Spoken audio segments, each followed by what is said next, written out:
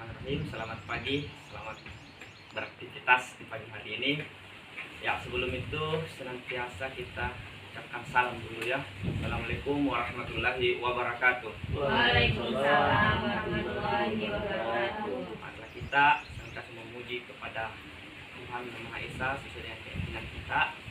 Ya, dan tak lupa pula kita kirimkan salam dan taslim kepada junjungan kita Nabiullah Muhammad sallallahu alaihi wasallam.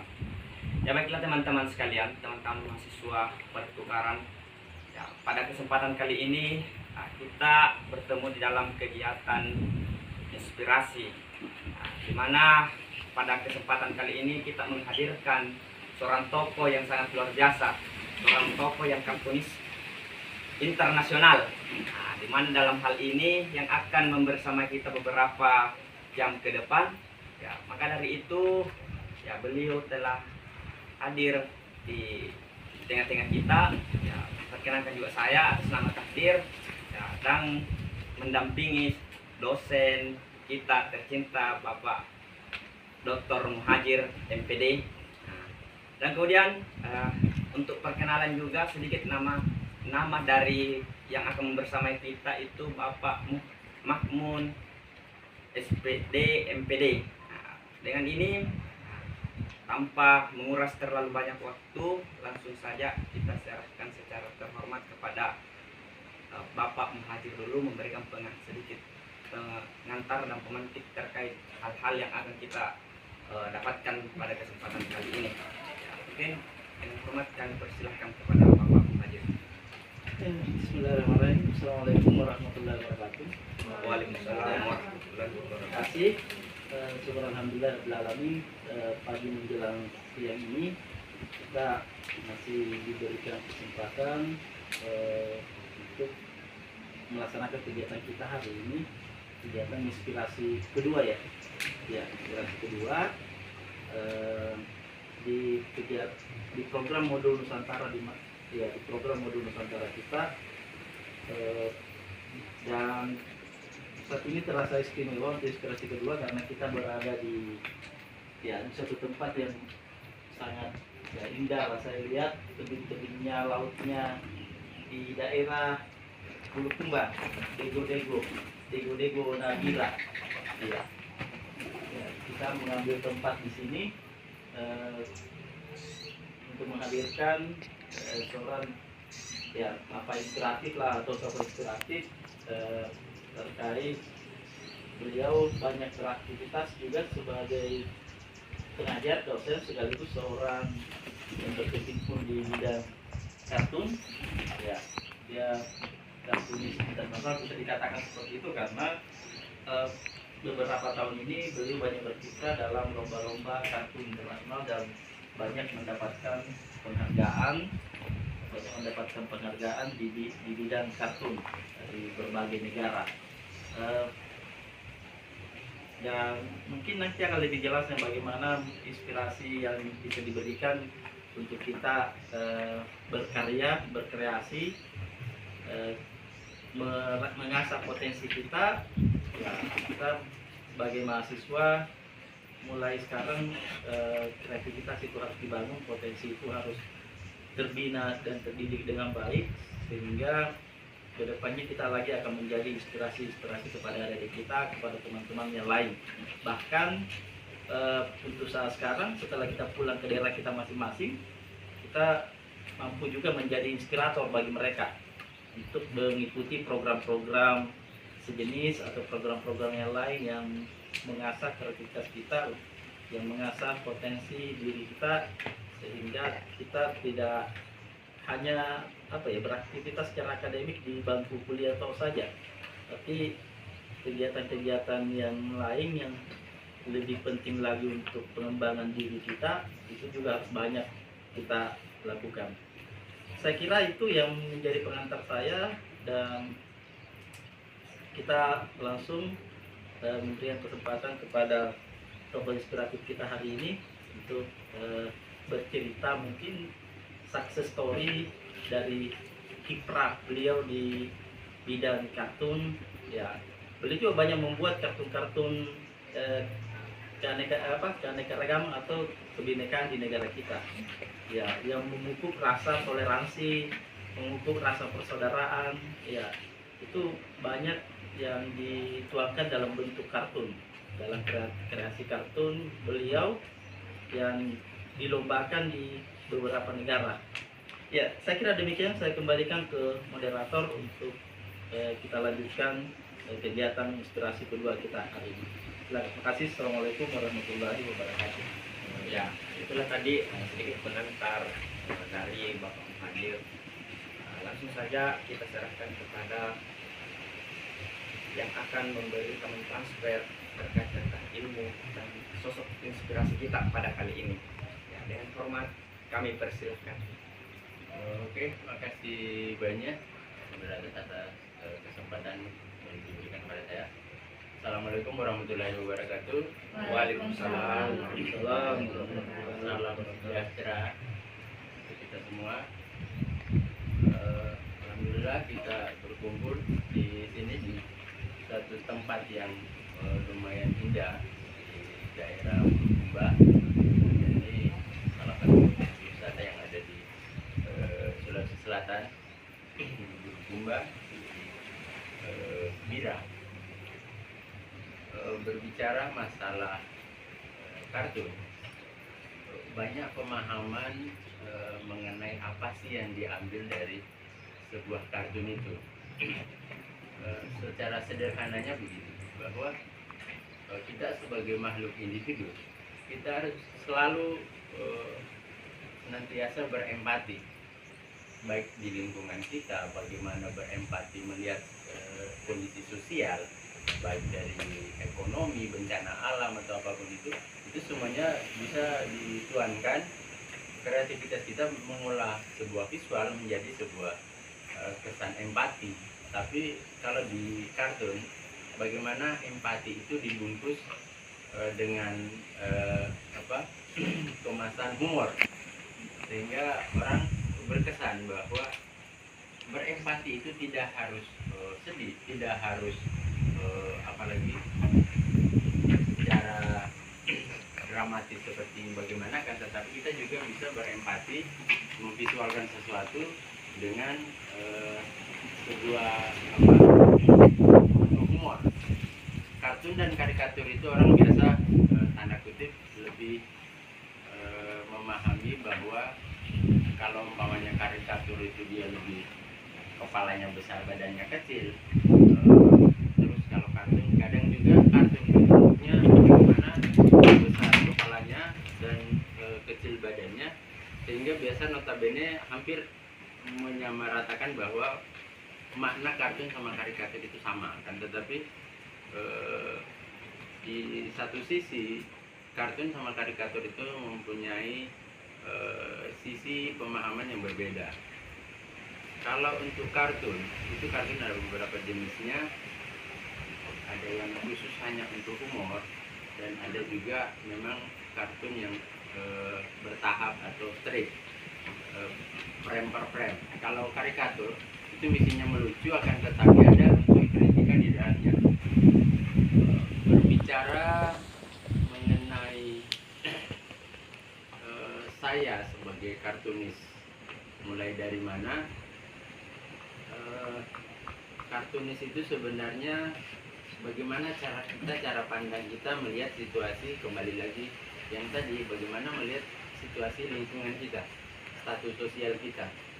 Sebenarnya kita bukan pengkritik. Kartunis itu bukan pengkritik, cuman medianya beda. Walaupun umpamanya demonstran atau meminta sebuah gestur tidak suka atau apa kan, tetapi kalau di kartun itu kita visualnya beda. Bagaimana membuat kartun sebuah wacana gambar visual di sisi lain melucu, akan tetapi ada unsur-unsur kritikan di dalamnya. Bagaimana ada unsur-unsur mengubah paradigma seseorang melalui sebuah figuran kartun. Kartun di 6 tahun terakhir itu saya mulainya sih sederhana saja, bahwa saya berkarya itu bahwa saya ada, begitu. Jadi kita sebagai manusia itu janganlah kita menunggu dipuji oleh seseorang atau dihargai seseorang atau diinterpretasikan ke orang oleh orang lain kalau kita tidak berbuat apa-apa. Jadi kita sebagai manusia berbuat seikhlas mungkin, berbuat sesuatu untuk kemaslahatan orang lain. Walaupun kita, kalau umpamanya kartun itu bagaimana kita melalui sebuah gambar humor, tapi kita juga memicu empati orang untuk melihat wacana apa yang berkembang. Ada beberapa karya-karya yang awalnya saya buat, saya biasa kompilasi sebuah karya kartun saya itu, saya jadikan objek ilustrasi, bisa saya kembangkan menjadi sebuah poster edukasi. Pas ini ada 2 tahun terakhir dengan adanya COVID, itu saya bisa mengedukasi orang melalui saya tidak kemana-mana dan hanya melalui gambar saya bisa mengkampanyekan seseorang bagaimana sih menjaga diri terhadap virus dengan umpamanya senantiasa memakai masker, senantiasa cuci tangan, senantiasa jaga jarak. Itu saya penggambaran sebuah kartun yang lucu dan saya terapkan di sebuah poster. Saya berharap bahwa orang tertarik melihat pesan saya karena lain dari yang lain. Artinya kan sebuah poster itu mungkin konsepnya sebuah gambar realisme yang hasil dari jepretan foto atau cuman gambar sebuah susunan kata-kata. Tapi yang saya tampilkan itu sebenarnya di dunia desain komunikasi visual itu bagaimana cara memberikan perhatian kepada orang untuk melihat kita, melihat karya kita. Itu caranya bagaimana sehingga kartun itu lain dari yang lain dan unik. Orang bisa langsung umpamanya ada 5 karya poster, bagaimana caranya si pemirsa itu dia menghentikan pandangan matanya di karya kita karena sesuatu ada yang unik, lain dari yang lain. Jadi sama dengan adik-adik nanti kalau membuat sesuatu itu senantiasa mengembangkan apa potensi kita, apa potensi kita miliki. Banyak orang yang memiliki potensi akan tetapi dia tidak pupuk itu. Saya harusnya mulai dari mana umpamanya? Mungkin ada anak teknik, keteknikan atau yang lain, hobinya teknik. Apa yang bisa saya kembangkan?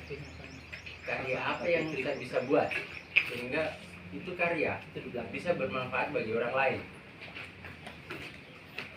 Alhamdulillah ada beberapa karya yang saya share di Facebook dan media sosial lainnya, dan ada juga beberapa kompetisi karena kompetisi juga itu mengasah kita untuk bersaing.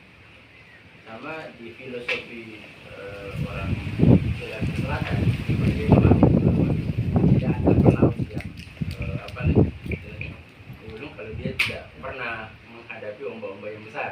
Jadi kalau yang tenang saja landai-landai otomatis artinya begini, kita tidak akan bisa unggul kalau kita tidak pernah melewati sebuah rintangan-rintangan yang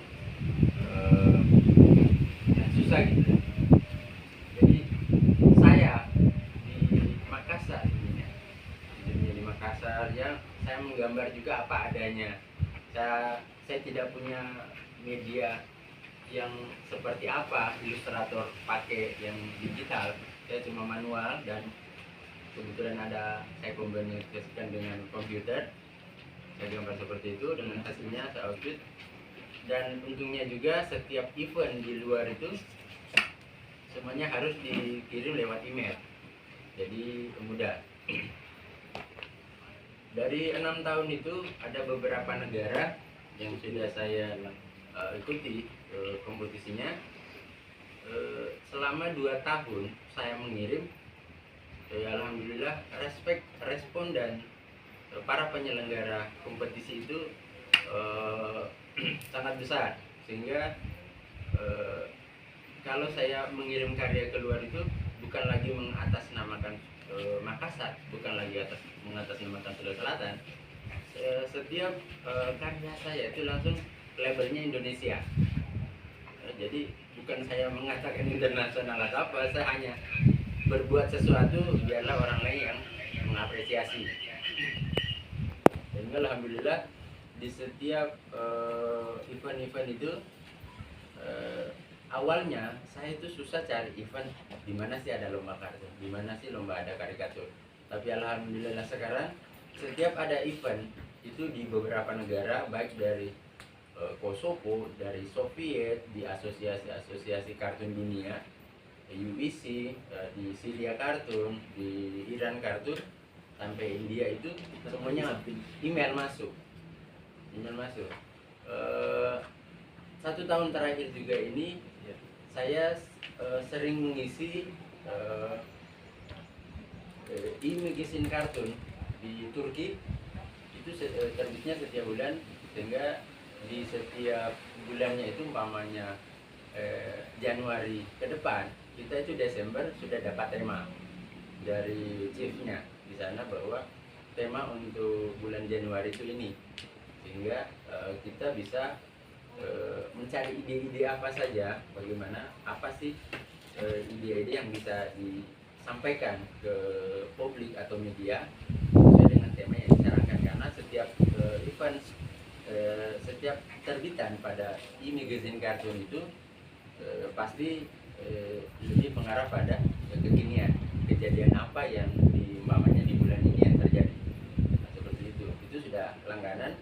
Dan bisa juga adik-adik atau teman-teman yang punya IG itu bisa cek di IG saya, itu sebagian ya, baru sebagian yang saya upload sekaligus sebagai penyimpanan data saya.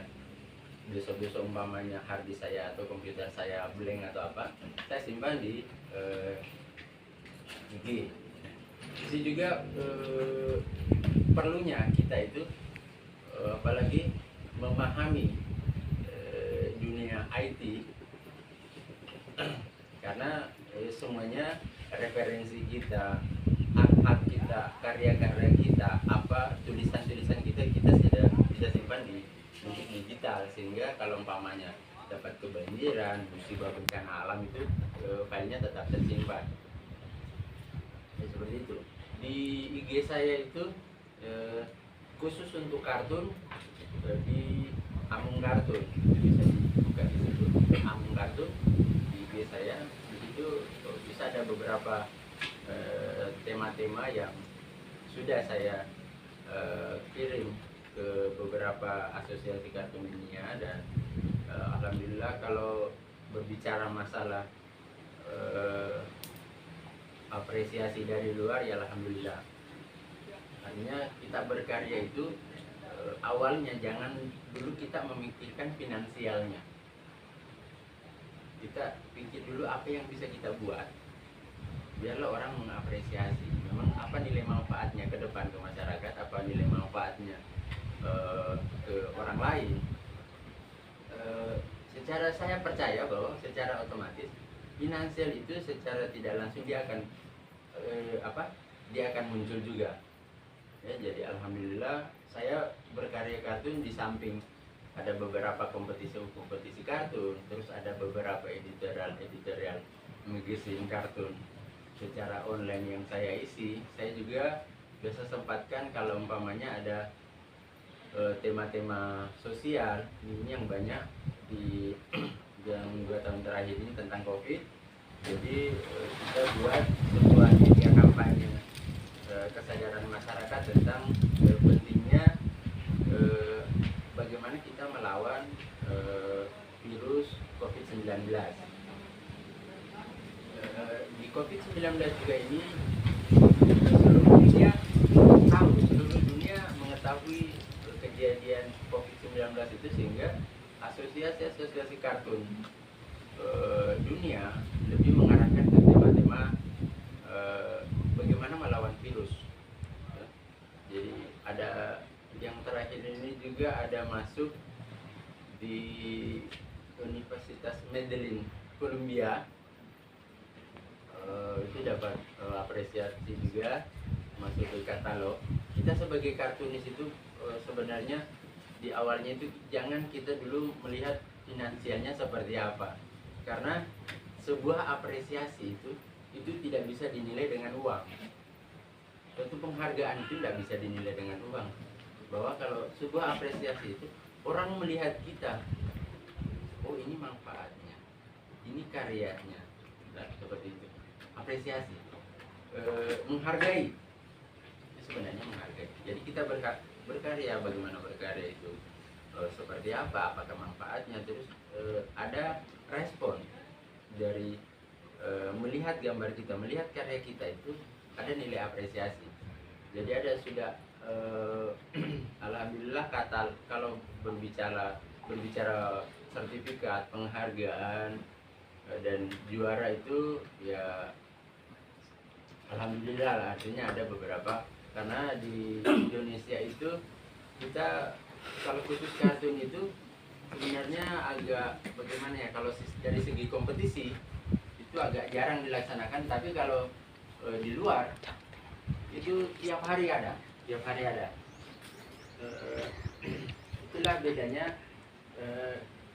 Biasa juga kalau di kelas, karena kebetulan juga saya mengajar di kelas prodi pendidikan seni rupa, bagaimana saya memberikan pencerahan kepada mahasiswa bahwa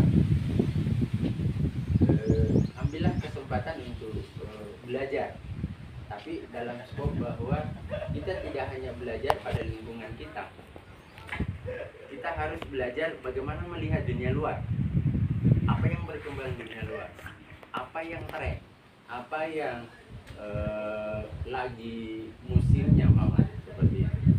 Karena kalau kita hanya belajar di lingkungan kita, ya hanya ilmu itu aja yang berputar, kita tidak pernah berbicara keluar. Contohnya begini, mamanya contoh kasus saja ya, bahwa kita merasa saya paling jago umpamanya menggambar, itu dia belum ada memasuki kompetisi di lokal maupun nasional maupun internasional. Pada saat dia sudah mengikuti lomba nasional, dia sudah mengukur dirinya bahwa oh ternyata kemampuan saya segini, belum lagi main kalau di kelas internasional. Di kompetisi internasional itu intinya bagaimana penemuan terbaru yang dinilai. Kalau dari segi kesenian atau seninya itu idenya, teknik kedua, yang penting ide dulu. Kita bisa umpamakan itu sebenarnya, kita bisa belajar dari situ bahwa menciptakan sebuah inovasi atau kewirausahaan. Kalau umpamanya ada yang mau menjadikan sebuah usaha, oh bakat saya di mana umpamanya, carilah, lihat dulu kemampuan kita, saya itu kuatnya di mana, terus kekurangan saya apa. Nah di situ bisa diramu, bisa menunjukkan bahwa oh bagusnya barangkali saya berkarya seperti ini. Nah, dan carilah penciri supaya kita bisa beda dengan orang lain. Carilah penciri, oh saya beda dengan orang lain.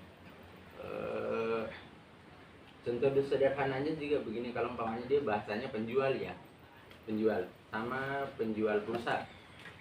Nah, kalau kita berbicara marketing lagi, itu kan sebenarnya penjual pulsa itu dia tidak menyadari dirinya, dia punya bakat marketing yang bagus, dia punya kreativitas yang bagus.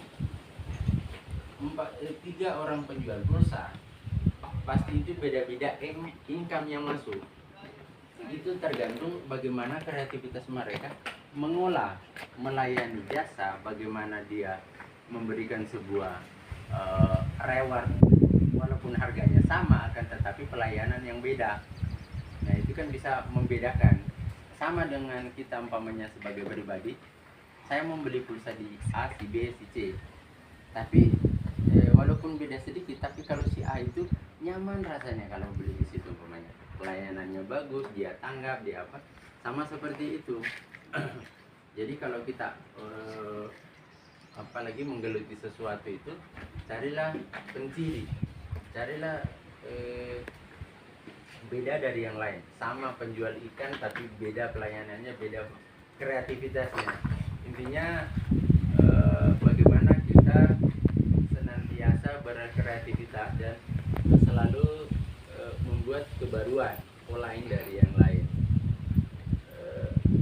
Sebenarnya di perjalanan bisa kita lihat dari segi apa ya, dari segi sekarang orang tidak susah lagi kalau umpamanya membeli baju.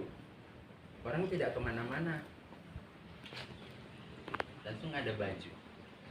Orang tidak kemana-mana, langsung ada sepatu. Kalau dulu kita mau beli sepatu, kita harus ke pasar. Itu lagi ke pasar, pilih di kios mana yang bagus umpamanya, nomornya apanya. Sekarang kita tinggal di rumah saja, satu kali klik sudah dapat nomor yang bagus, sepatu yang bagus, dan dapat diskon lagi. Itu kan perkembangan, itu adalah kreativitas. Bagaimana menciptakan peluang, bagaimana mengorganisir kebutuhan orang, bagaimana menarik minat orang untuk memperhatikan kita. Bayangkan Lazada sama Shopee itu bergenjot-genjot bagaimana memburu pelanggannya dengan bonusnya kah, dengan ongkir, bebas ongkirnya kah. Itu kan semuanya hasil dari pikiran kreativitas bagaimana mengolah sebuah visual sehingga bisa menarik pengguna jasa namanya. Kalau di kartun sama itu, kartun juga sih sebenarnya ada gampang-gampang susah dan susah-susah gampang. Menggambar kartun itu kalau begitu mudah sekali. Kasih matanya bulat, maksudnya kalau kita berpikir manusianya jauh dari manusia umpamanya.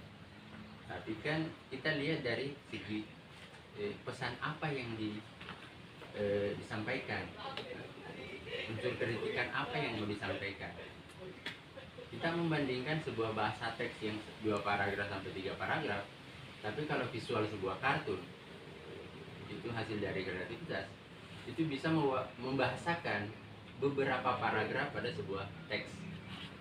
Itulah bahasa visual. Sehingga ada orang menyimpulkan bahwa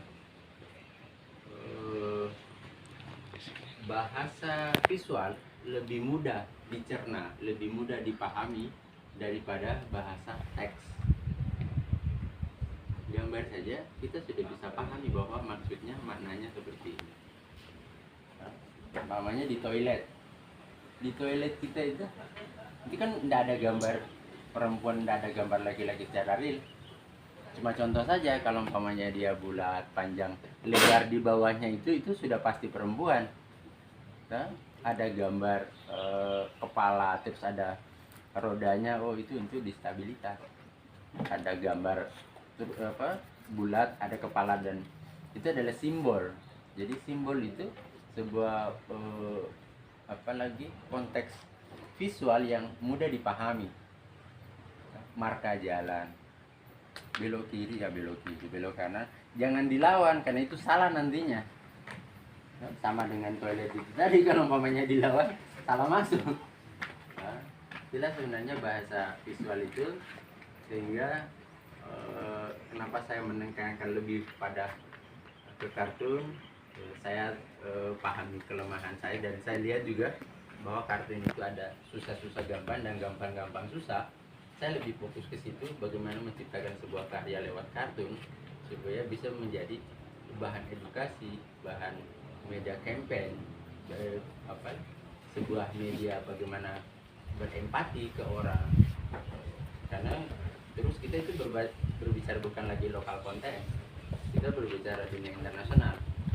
Kita tahu juga begini juga ya, membuat sebuah konten itu, membuat sebuah visual itu, kita tidak hanya serta-merta dengan modal sekarang umpamanya, tanpa kita membaca, kita tanpa mempelajari sesuatu apa yang berkembang, kita tidak bisa menggambar apa-apa.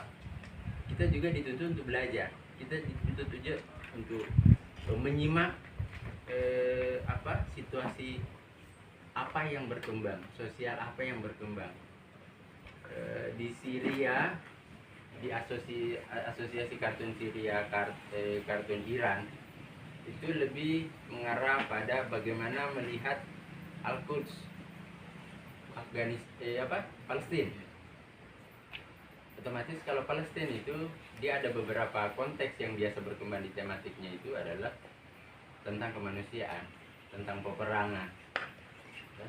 Kalau kita tidak bisa menyumbang apa-apa, kita tidak punya finansial apa-apa, kita menyumbang dalam bentuk karya. Bagaimana kita menggambarkan sebuah Masjid Aqsa, bagaimana supaya dia dilindungi, jangan dirusak. Nah, bagaimana apalagi membantu kemerdekaan Palestina lewat gambar-gambar. Itu sumbangsi kita melalui karya, itu empati kita melalui karya. Setelah karya kita publish di media sosial atau apa, itu untuk mengajak kita, saudara-saudara kita untuk melihat. Karena mungkin kehidupan saudara-saudara kita lebih fokus pada umpamanya ekonomi kah, hukum kah, atau apa, tapi kita bisa ngambil waktunya sejenak untuk berempati bahwa ternyata Al-Quds itu atau Masjid Aqsa itu dirusak. Bagaimana kita berempati?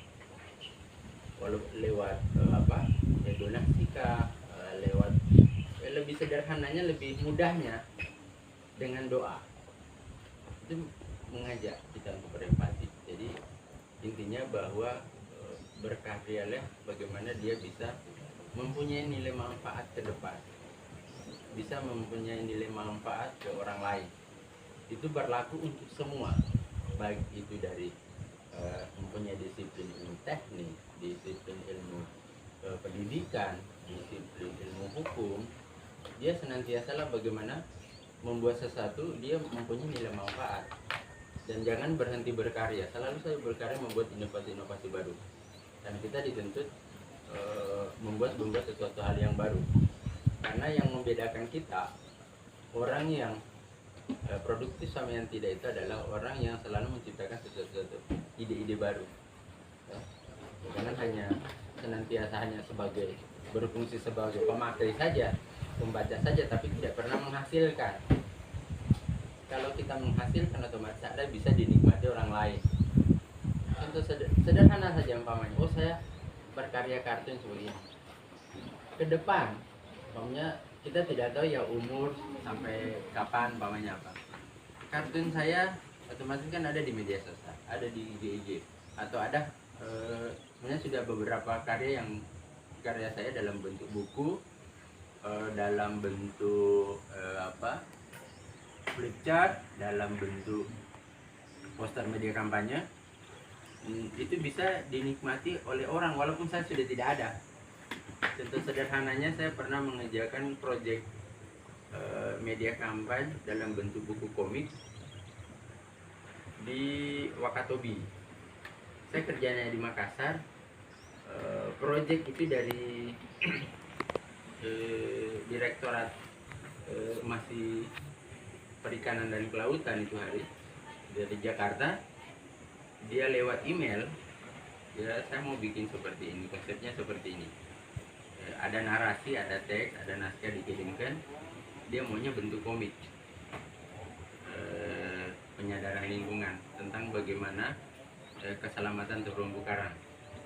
Saya membuat sebuah buku cerita komik. Jadi kita berbuat sesuatu itu kita juga harus pikirkan sasarannya apa. Sasarannya umpamanya untuk anak-anak, untuk remaja atau orang dewasa, sehingga konten yang kita bikin itu sesuai sama umpamanya kita remaja. Kalau kita disuruh coba pikirkan bagaimana memanfaatkan dana pensiun itu, tapi kan belum sampai ke situ. Nah, umpamanya sama dengan anak-anak kecil yang umurnya 5 tahun atau apa, baru kita ajari bahwa coba kalau umpamanya hubungan akibatnya ini kan tidak nyambung ceritanya. Jadi konten yang kita buat itu harus dengan sesuai dengan sasaran. Setelah itu saya bikin sebuah paket komik yang lengkap dengan bagaimana, intinya di buku komik itu adalah bagaimana menjaga terumbu karang, bagaimana bersahabat dengan karang, bagaimana melestarikan lingkungan biota laut, sehingga ada kesinambungan bahwa orang tua kita itu tidak akan susah untuk mencari ikan. Orang tua kita itu mudah untuk menafkahi kita karena penghasilannya nelayan. Dia harus cari ikan di setiap harinya. Kalau umpamanya terumbu karang di sekitar kita itu habis, otomatis dia harus jauh sampai 2 hari 3 hari melaut baru kembali. Nah, sehingga itu diterapkan di pembaca sampai ke kita mengedukasi sedini mungkin, sehingga walaupun umpamanya yang orang dewasa ini yang masih ngebom itu bisa diedukasi sedini mungkin bahwa yang generasi berikutnya nanti sudah tidak ada seperti itu, sehingga terumbu karang yang sama dengan yang ada kita lihat di belakang kita itu bisa bisa terjaga, bahwa itu sebagian juga rumah kita. Sebagian kita itu kayak kita harus memang hidup berdampingan secara damai, karena itu hasil laut itu kan otomatis kan memberi manfaat kepada kita. Kalau itu rusak, di mana lagi kita umpamanya mencari ikan, di mana lagi kita untuk mencari nafkah, di mana lagi untuk kita bisa sehat kalau tidak makan ikan, umpamanya. Jadi seperti itu. Jadi intinya bahwa berbuatlah sesuatu yang mempunyai nilai manfaat bagi kita dan insya Allah juga bagi orang lain. Saya rasa itu saja dulu saya sampaikan. Mungkin kalau umpamanya ada sesi pertanyaan atau diskusi ya diskusi lepas saja ya silahkan. Saya kembalikan ke moderator. Iya, itulah tadi ya teman-teman terkait tentang bagaimana kartun itu sendiri. Yang terkadang yang terlintas di benaknya kita itu kartun itu diidentik dengan hal-hal yang lucu saja. Nah, tetapi ternyata dari penyampaian dari kakanda tokoh inspirasi kita pada kali ini bahwa kartun itu juga ada penyampaian pesan tersendiri. Nah, baik itu yang secara penyampaian secara untuk individu maupun untuk kelompok. Nah, dan sekaligus tadi pemaparan dari kakanda tokoh inspirasi kita itu memberikan kita motivasi spirit untuk bagaimana berinovasi ya, apalagi sebagai regenerasi pemuda untuk lanjut nantinya. Nah, jadi untuk teman-teman sekalian mungkin ada yang terlintas di pikirannya teman-teman yang ingin dipertanyakan ataukah ingin disampaikan hal-hal yang urgen terkait tentang dari penyampaian tokoh inspirasi pada kali ini. Ya, langsung saja untuk kepada teman-teman siapa yang ingin menyampaikan silakan angkat tangannya saja. Ya, silakan ya, mungkin mau bertanya atau apa? Bertanya, tidak sharing session di sini bersama. Ya, saya juga Rizky. Silakan. Ya. Apa sih yang bisa mau untuk mendapatkan inspirasi lebih luas lagi? Ya, silakan. Jadi perkenalkan diri, saya Singapura Yoga dari Universitas Singapura Karawang. Izin bertanya kepada pemateri, motif dari pernyataan pemateri tadi bahwa kartun maupun karikatur itu salah satu bentuk media media kritik gitu ya, untuk menyalurkan kritik baik ke pemerintah maupun isu sosial. Jadi pertanyaan itu apakah ada batasan ataupun pelindungan untuk kartun sendiri ataupun seniman yang lainnya terkait media digunakan sebagai representasi itu kritik itu.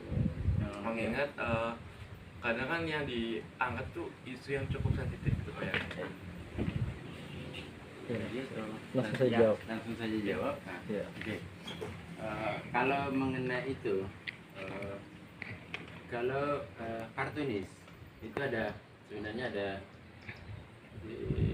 kartunis itu bisa dikategorikan sebagai juga jurnalis. Sisa bagaimana kita juga sebagai kartunis juga harus hadir, dia berkolaborasi dengan media atau media pers atau sebuah redaksi hukum sebagai pelaksana bagaimana memberitakan sesuatu lewat kartun itu ada dasar hukumnya. Di setiap media terbitan baik di dunia maupun di Indonesia itu kartunis itu dia bagian dari pers. Dia bisa bekerja di bawah sebuah media pers, sehingga undang-undang pers itu kartunis juga masuk di dalamnya, pewarta. Cuman kita mainnya di kartunis. Contoh kasus umpamanya seperti ini. Kalau yang di London umpamanya atau di Inggris itu yang sering, karena kartun begini, ada namanya kartun editorial. Dia sering muncul di terbitan-terbitan majalah, koran atau apa, dia biasa jadi topik berita utama sama umpamanya dengan Kompas. Kompas atau majalah Tempo. Di covernya itu rata-rata itu kan dia penggambarannya itu secara kartunal. Pengkartunnya itu bagian dari Tempo itu. Jadi kalau umpamanya dia apalagi berhubungan dengan hukum, otomatis itu ada legalitas dari majalah Tempo itu sebagai penguatan bahwa memang apa yang ditafsirkan atau divisualkan kartunis kami itu sesuai dengan data dan sesuai dengan apalagi survei atau sebuah berita yang kami olah menjadi sebuah kesimpulan, sebuah wajah pervisualan, sebuah sampul majalah yang kartunal. Itu sih sebenarnya kalau dia ada unsur kritikannya seperti itu. Saya rasa juga kalau yang melawan hukum itu seorang kartunis itu juga sebenarnya tidak ada undang-undang yang kalau kita bisa mengkaji, tidak ada sebuah dasar hukum yang kalau menggambarkan sesuatu itu, saya kita kalau kita memahami sebuah negara yang pemahaman demokrasi, semuanya hak saja untuk mengkritik. Baik, apa bedanya orang dengan demo dengan menggambar kartun? Kita menggambar kartun sendiri ditangkap umpamanya. Kalau yang demo masa tidak ditangkap 100 orang 200 orang, itu tangkaplah 200 orang itu umpamanya, dijebloskan ke dalam penjara. Itu kan tidak muat kalau kartun. Jadi kita harus berpikir secara logis saja bahwa kalau memang kalau kita paham kita negara demokrasi, kita harus melihat juga memang kebebasan berpendapat itu sah-sah saja. Tapi kita juga seorang kartunis itu kita juga harus memahami bahwa kita tidak bisa menggambar itu yang pornografi, terus yang apalagi mengundang sara dan mendiskriminasi orang itu memang itu sebagai kode etik sebagai pengkarya kartun. Seperti itu. Terima kasih. Ya, jadi itu ya tadi bahwa apa yang menjadi jawabannya tadi terkait tentang pertanyaan dari saudara Rizky. Mungkin ada lagi dari teman-teman. Iya, silakan jalan. Manfaatkan waktu yang ada sekarang. Iya. Bagaimana? Ya, jawabannya. Jawabannya juga. Nama saya Kusma Anggara dari Universitas Gajah Surakarta. Di sini yang saya tanyakan, yang pertama terkait dengan dari riwayat Bapak dulu. Ya. Dari dulu itu bagaimana kok bisa sampai berkecimpung di dunia kartun, dan untuk saya barangkali dan teman-teman semua, yang saya tanyakan bagaimana cara kita untuk menemukan potensi ataupun sebuah inovasi yang bisa menjadi jalan kita untuk di masa depan. Seperti itu, Pak. Terima kasih. Menarik pertanyaannya. Kalau histori saya menggambar kartun itu, saya dari kecil itu sukanya menggambar, mencoret-coret. Arahnya sih ke realis, melukis dari SD, dari SMP, SMA. Saya tertarik di kartun bahwa kartun itu unik. Orang kadang bisa bilang bahwa ini mudah, dan ternyata kalau mencobanya sangat-sangat susah. Karena di kartun itu, kalau umpamanya orang yang sangat sangat ahli melukis umpamanya secara realis, secara kenyataan, kalau bahasa anunya ya, bahasa kasarnya, dia kalau umpamanya menggambar foto mirip sekali dengan foto itu, dia tidak bisa. Kalau umpamanya dia diarahkan bagaimana caranya menggambar kartun, itu dia agak susah-susah. Tapi kalau umpamanya orang yang menggambar kartun diarahkan ke realis, itu otomatis bisa. Sehingga jadi jangan menyimpulkan bahwa kalau orang sudah melihat kartun itu, kalau kita bisa coba bahwa orang yang pintar melukis belum tentu bisa menggambar kartun. Tapi kalau orang yang menggambar kartun biasanya otomatis bisa melukis. Nah, seperti itu. Mengenai potensi apa sih yang bagus dikembangkan, kita lihat dulu potensi kita itu apa. Nah, minatnya apa, bakatnya apa, hobinya apa. Nah, itu juga penting. Kenapa? Karena konsisten pada sebuah sesuatu itu, dia harus berlandaskan tidak hanya melihat dari materialnya, maninya umpamanya, cuannya, tapi lihat juga dari apakah memang itu sesuai dengan karakter kita umpamanya. Nah, apakah sesuai dengan, apakah kita bisa konsisten dengan bidang ini, sehingga di masyarakat itu timbul kebosanan. Kan sebenarnya begini, ada juga kayak orang kantoran itu kerjanya umpamanya hari Senin sampai Sabtu kerjanya di kantor, Senin lagi sampai Sabtu, sampai ke umur sampai tahunan. Nah, itu kan meningkatkan rasa kejenuhan, sehingga kalau dia tidak didasari oleh bakat atau hobi, dia tidak akan konsisten, sehingga banyak terjadi bahwa orang kerja ini bosan, kerja lagi ini, kerja ini bosan, kerja lagi ini. Sehingga kita harus dari awal itu kita harus sadar hobi kita apa, potensi kita apa, baru kita berbuat sesuatu sesuai dengan hobi. Jadi ciptakan sebuah pekerjaan itu seakan-akan kita bekerja, tapi itu adalah hobi.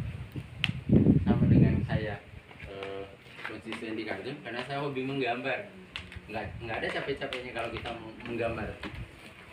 Biar sampai 3 hari 4 hari kalau menggambar doang ya enak, karena itu hobi. Nah, padahal itu pekerjaan umpamanya, job, pesanan umpamanya, seperti itu. Saya rasa itu anunya, intinya. Itu ya. Nah, jadi itulah tadi jawaban dari inspirasi kita pada kali ini. Mungkin untuk pertemuan kali ini kita tutup saja dulu ya. Nah, dari kegiatan inspirasi yang kedua. Ya, tapi sebelum ditutup, mungkin ada yang mau belajar nanti membuat karikatur, boleh ke ruangannya Bapak, karena di ruangan Bapak berdekatan dengan ruangan saya di tempatnya kan. Bisa menyuruh Pak, menyuruh Pak. Kalau mau belajar menggambar, membuat karikatur atau kartun, ya nantilah di kampus kita ketemu dengan Pak Makmun, ya, atau ada nama anunya Pak Amunsu. Amung Kartun.